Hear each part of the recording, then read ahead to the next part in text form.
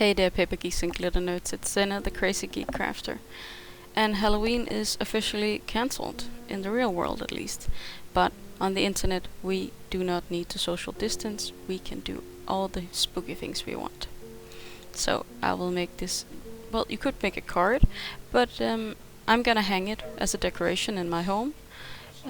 This is one of those projects I normally don't get to do because I'm busy preparing for the party, so I guess I'll grab this opportunity to make some decor for my home.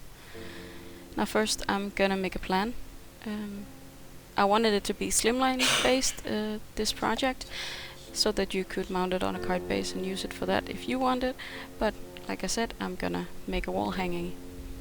I'm gonna try out the landscape style of the card first, and then I'm gonna test out the portrait, which is gonna be, in my opinion, the better version and the one I'm gonna go with.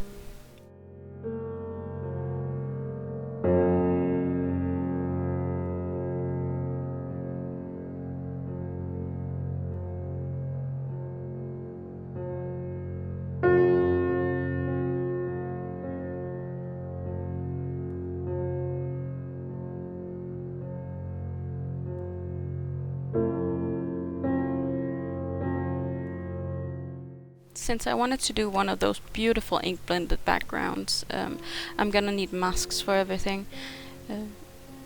And well, for that I use full stick post-it notes. It's quite simple. Stamp them, count the number of pages you need with this. I wouldn't recommend more than 4 sheets to cut at a time, because you might get crooked cutting.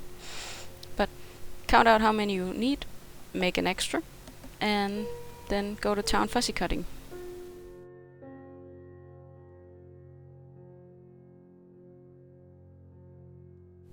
Now when you do your fussy cutting for masks, for ink blending and stamping in layers, it's important that you cut on the line. Like you can see a tiny bit of the line from my stamp on the paper still.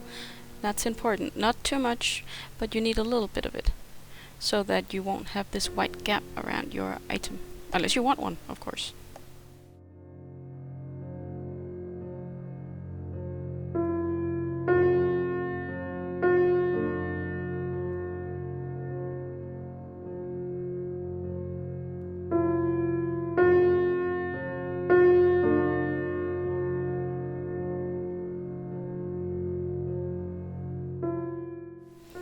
With the intricacy around the crow and its feet on the tombstone, I use a knife instead of the scissors.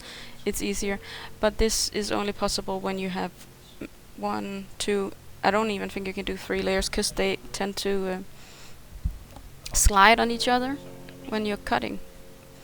But I luckily only needed the 1 tombstone with the crow, so I made 2 of these just to be safe, and now I had to cut anyway, so might as well make 2.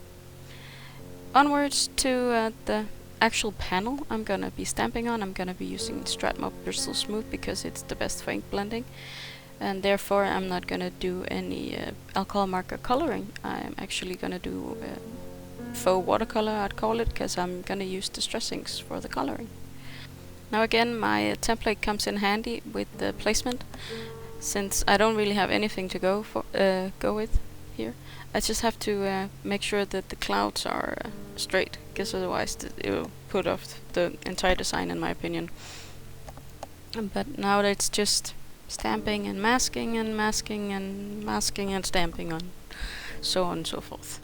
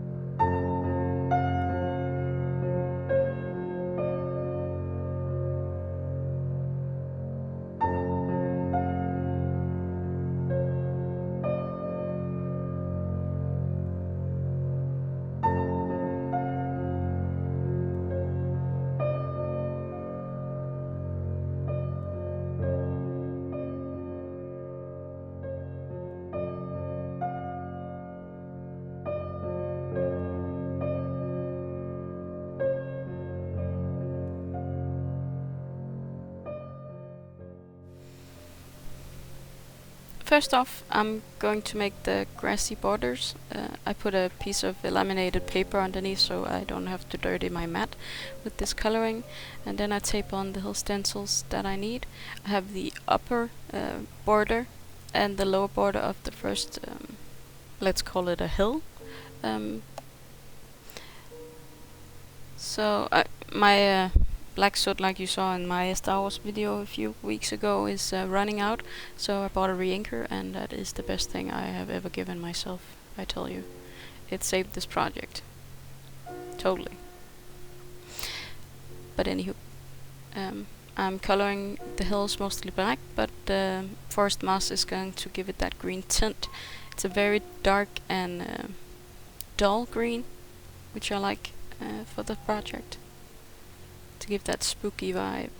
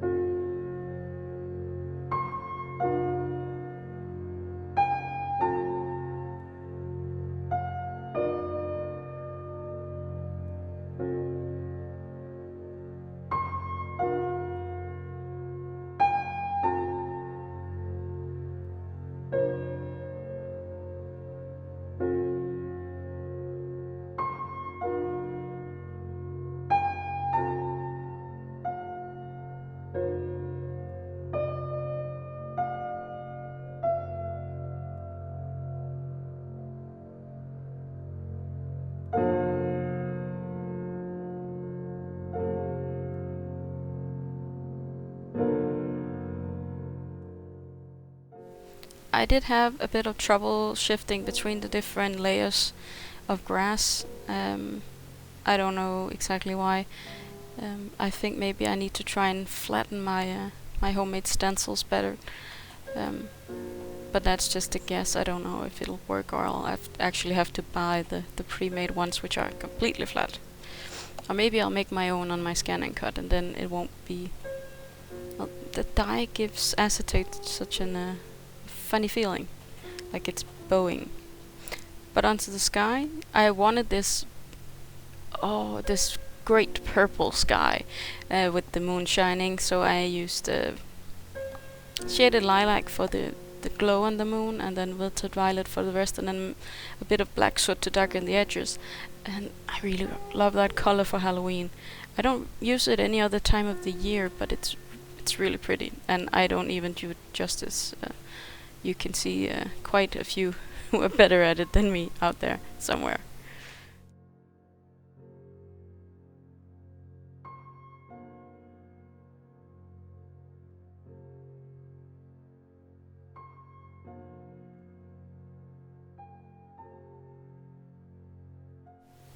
I had thought of doing splatters on the backgrounds. I say backgrounds because the sky and the grass will have different splatter colors, but at this point I'd actually forgotten, and right now I'm still contemplating putting the masks back on and doing the splatter, because it actually could still work even though I colored everything. So I'm just gonna find the colors I need for the coloring of the images, and of course a few extra bits and bobs like pencils and water. So here we go. I thought I could use just the 6 colors, but I'm actually going to need more than this. I have for the oranges, carved pumpkin and spiced marmalade, and those are gonna work out fine. Then I have Foreste Moss for well, also for the pumpkins, and antique linen for the white pumpkins. I love those. Aren't they just beautiful? I gravitate toward them every time I see them. And then of course some black soot for the stones, and hickory smoke also for the tombstones. And this here is perfect pearls water, because I wanted the stones to have a bit of sparkle to them, like they were made of granite. But I'm gonna color in the stems of the pumpkins first, and I'm gonna remember this thing I heard the other day, and I never really think about it. The stems on the pumpkins are not green. They're brown, because they're wilted. So I'm gonna bring in vintage photo for the stems of the pumpkins to correct that mistake.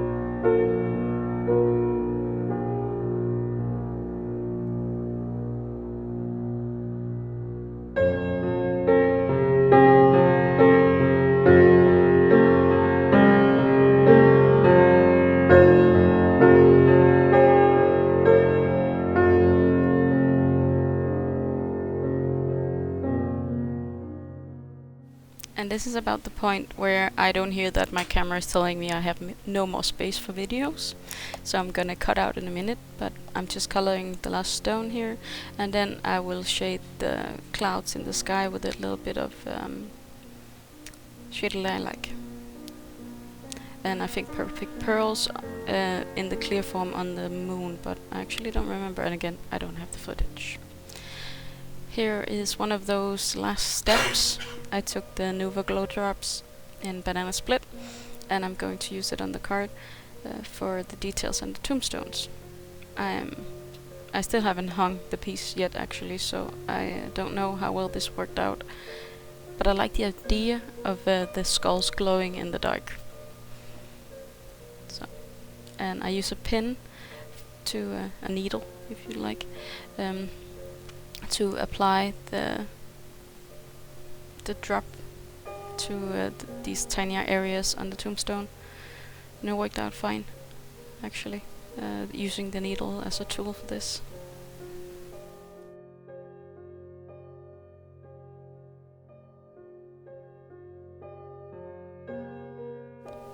So, if this was a card, now I would make the card base, but I'm not. So I'm gonna take this white cardstock, plain cardstock, from, I don't know the brand, I just buy it at my local hobby store called Luna Hobby. So that's the name I'm gonna give the paper, for reference. I make a 1 centimeter border around the image as a frame. Of course the Bristol is quite thick, but I needed a frame on it to make it stand out from the wall, and I also wanted it to be more sturdy, and I can glue it on with my Collel glue, and that will help to make it stronger. But I also needed something on the back so I could hang it, and this is what I'm constructing here. I'm gonna make 2 circles out of the same paper. 1 and 2. Then I'm gonna score them and glue them together, and I'm gonna make a hole in it, and then I can put it on the back, and it'll act like a hanging device. I don't know what to call it. You have any ideas? I think it was kind of brilliant. So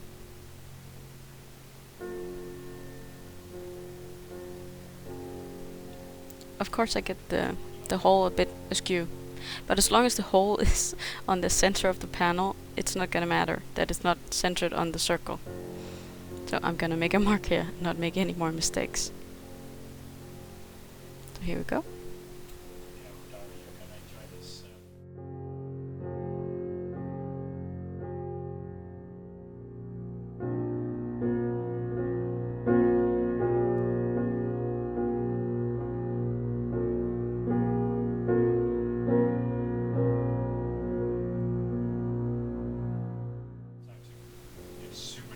And that was this week's project, actually. So I'm a bit bummed about Halloween, but there's no way around it. We're gonna have to postpone till next year. So I'm just gonna make some decor that I wouldn't normally get to do at home, and a few projects for you to see and enjoy it that way.